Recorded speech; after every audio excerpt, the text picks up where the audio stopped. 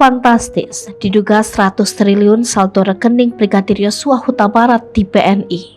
Saldo di rekening BNI atas nama Brigadir Yosua Huta Barat sangat fantastis, mencapai 100 triliun rupiah dalam dokumen yang beredar. Isi rekening ini terungkap dalam salinan surat BNI kantor cabang Cibinong tanggal 18 Agustus 2022.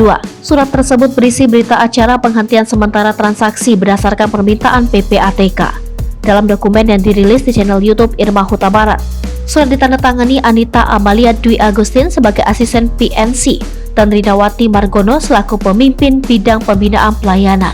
Penghentian sementara transaksi pada rekening atas nama Nofriansyah Yosua dilakukan atas dasar surat PPATK. Adapun dokumen itu ditunjukkan Glenn Tumbeleka, Ketua LMRRI. Di YouTube Irma Huta Barat, Glenn mengatakan pihak keluarga sudah menemui pihak BNI. Hanya saja saat itu dijawab oleh pihak bank bahwa angka yang nyaris mencapai 100 triliun rupiah itu bukan nominal uang. Pada dokumen lainnya yang ditunjukkan ada surat dari BNI yang ditujukan kepada Nofriansyah Yosua di Sungai Bahar. Surat itu memiliki perihal penghentian sementara rekening. Pada dokumen itu tertera ada 2 rekening atas nama Nofriansyah Yosua di BNI.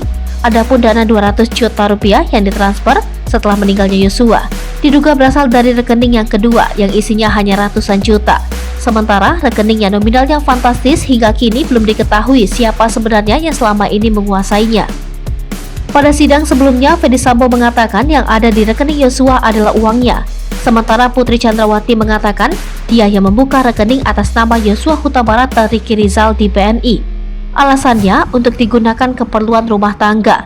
Soal rekening gendut hingga kini belum dibahas di persidangan. Juga soal berapa saldo di rekening Yosua, Anita saat ditanya hakim mengatakan dia tidak punya kewenangan untuk menjawabnya.